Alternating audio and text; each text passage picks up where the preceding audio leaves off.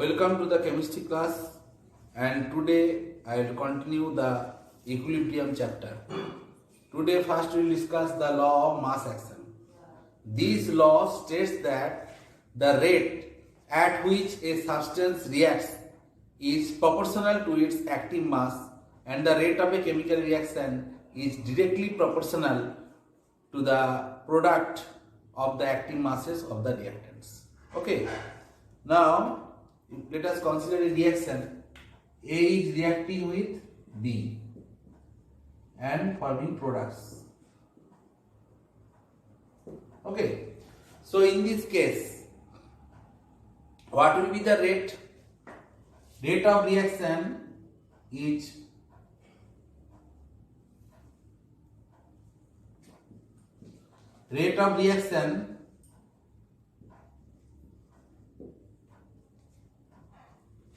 is proportional to the concentration of A into concentration of B. That means the rate of a chemical reaction is directly proportional to the product of the active masses of the reactants. So actually there is some term, that is active mass, means here we are considering the concentration. Okay. Now this is equal to what? K into concentration of A into concentration of B. So this is rate constant K. Okay. Now if we consider the law of equilibrium, suppose in case of solid and liquids. Okay, next we will discuss the derivation of law of equilibrium. Derivation of law of equilibrium.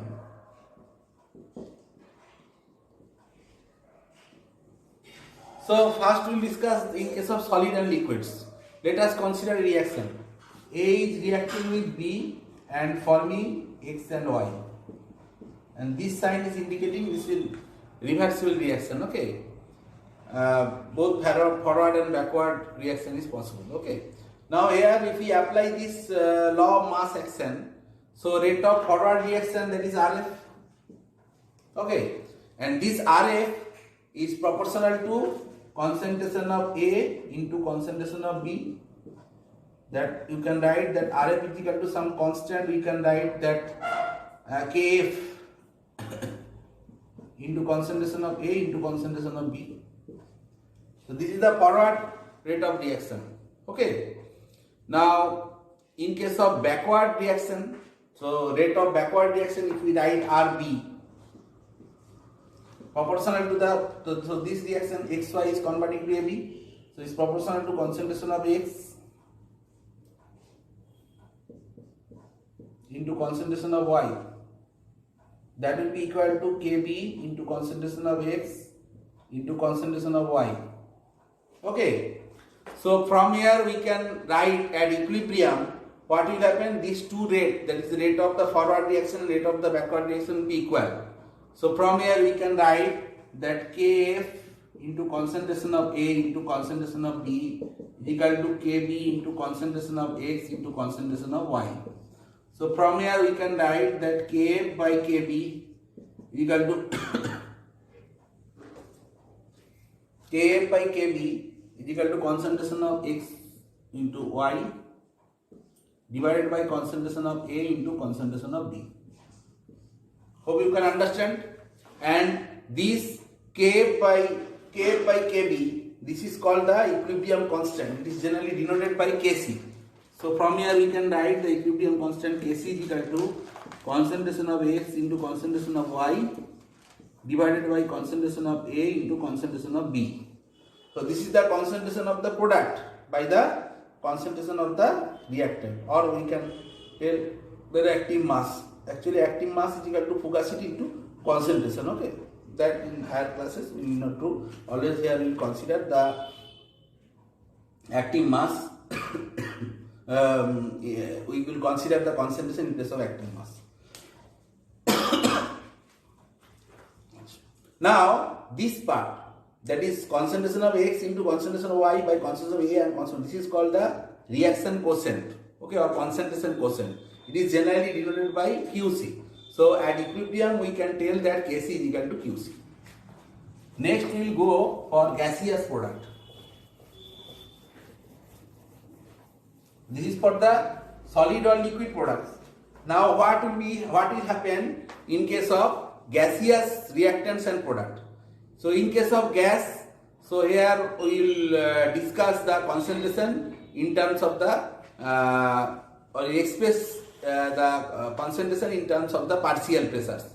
So now if we write a reaction for a gas, suppose A is reacting with B, so both are gases, A gas, B gas, forming X gas and Y gas.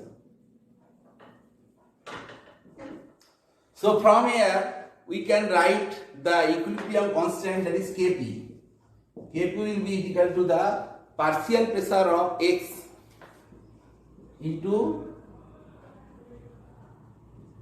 partial pressure of Y divided by partial pressure of A into partial pressure of B. Hope you can understand. Okay. Now here Kp is the equilibrium constant in terms of the partial pressure Pa, Pb, Px and Py, okay, of the different gases. Px, Py are the for Xy and Pb are the for AB gases, okay, partial pressures. Now we will try to establish relationship between Kp and Kc. This is very important for your exam purpose.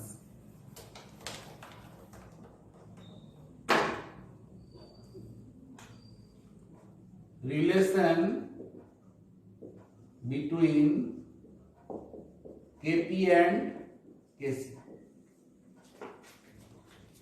Now, first here we have to write the gas equation. Pv is equal to nRT.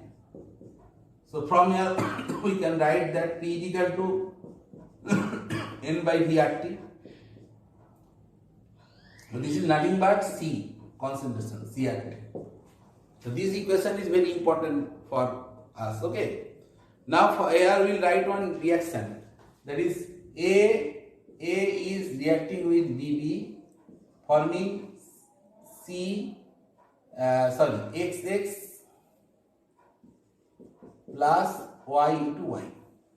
Okay, so we are considering this reaction. So in this case, all are in the gaseous state. Whatever we are considering, A is in the gaseous state, B is in the gaseous state, X is gaseous state, Y is gaseous state. So here we are considering the gaseous state. So from here, what will be the partial pressure of A? Partial pressure of A will be, that is the CART, or we can write that concentration of A into RT. In the way we can write the partial pressure of B is equal to CBRT. There is concentration of B into RT. So in this way we will write. Okay. Now, if we consider this reaction, if we write the Kp, so from here we can write the Kp is equal to that partial pressure of X to the power X, coefficient is there, into partial pressure of Y to the power Y divided by partial pressure of A to the power A into partial pressure of B to the power B. Hope you can understand what I am writing here. Now here if we put this one, that in case of Px, okay, so Px will be what? Cx into RT. That means concentration of X to the power X into RT to the power X. Okay, Px we are writing that X RT to the power X into Y RT to the power X divided by A RT to the power X into B RT to the power, sorry, this one will be the Y In case of A, this one will be the A, as coefficient is A, and B to the power T coefficient will be B. So from here we can write what? So from here we can write that should be equal to x to the power x, y to the power y divided by A to the power A and B to the power B. Hope you can understand. Into RT to the power x plus y minus A plus B. Hope you can understand what I am telling. So from here we can write this is nothing but Kc. So Kp is equal to Kc into RT to the power delta n, where delta n is equal to x plus y minus A plus B. That is the number of moles of the gaseous products minus number of moles of the gaseous reactants. Hope you can understand. So this relation is very important. Now when your Kp is equal to Kc, when delta n is equal to 0, I can give you one example. Suppose H2 gas is reacting with iodine gas, forming twice HI gas. So in this case, if we calculate the delta n is equal to number of moles of product minus number of moles of reactant 1 plus 1, that will be the 0.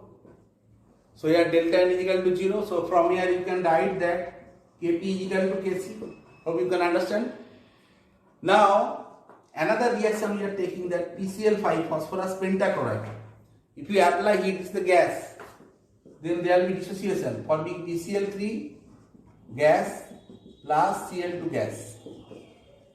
Okay. So in this case, what will be the value of delta n? Delta n will be, the product is 2 minus reactant is 1, that is means plus 1. So here delta n is greater than 0, or then so here we can tell that Kp is greater than Kc.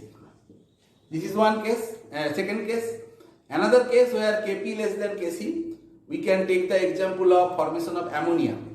That nitrogen gas is reacting with hydrogen gas, forming twice NH3 gas. So in this case, if we calculate the delta n value, then it will be equal to 2 minus 1 plus 3, that is 2 minus 4 is equal to minus 2. So here Kp is less than Kc. So hope you can understand. So from here you have to practice numericals also. Different types of examples are already given in your book. You have to practice. Next we will discuss the characteristics of this equilibrium constant. The equilibrium constant has a definite value for every reaction at a given temperature. However, it varies with changing temperature. The value of Kc is independent of the original concentration of the reactant, and the value of Kc is independent of the presence of catalyst. Equilibrium constant for forward reaction is the inverse of the equilibrium constant for the backward reaction. Greater the value of Kc or Kp means the reaction has proceeded to a greater extent in the forward direction. When the coefficient in an equation are multiplied by a factor, the equilibrium constant is raised to a power equal to that factor.